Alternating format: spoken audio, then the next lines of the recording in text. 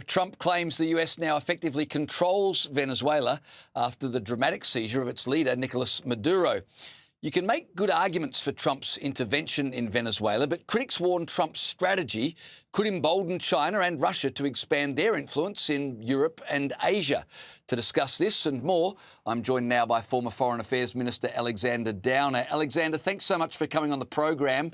What have you made of Trump's actions in Venezuela? And what do you make of those who say he single-handedly destroyed the rules-based order that had kept our world safe for the last 60, 70 years? Well, I think what he's done in Venezuela is very bold, and hopefully it will succeed, overthrowing a socialist dictator who stole the last presidential election where 70% of people voted against him, and who's reduced the GDP of Venezuela over 10 years by between 70 and 80%. And has caused something like 8 million people, that's 20% of the population of Venezuela, to leave the country. Overthrowing him is no bad thing. I mean, there was a time when liberal democracies and freedom-loving people saw the world in terms of, well, we've got to fight authoritarian regimes and fight for democracy and for freedom.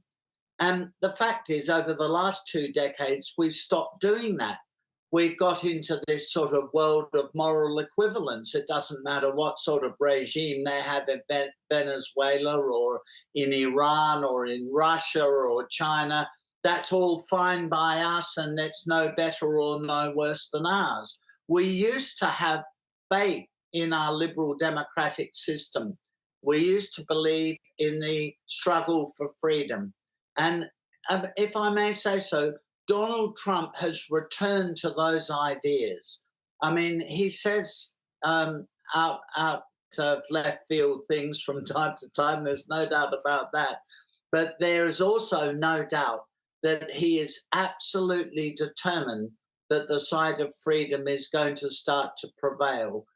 Because under the old rules-based system, as you describe it, Iran, Russia, China, North Korea, they've totally disregarded it.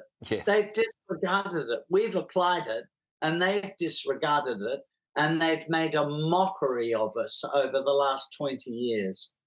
That's what I've not understood about all these people complaining that Trump's destroyed the rules-based order. I'm thinking, who's been obeying the rules? We have, but not China, not Russia, not Iran, and we've been made fools of. So I like your analysis. Let's go from Venezuela to Greenland, because Trump doesn't seem to be slowing down in terms of his ambitions.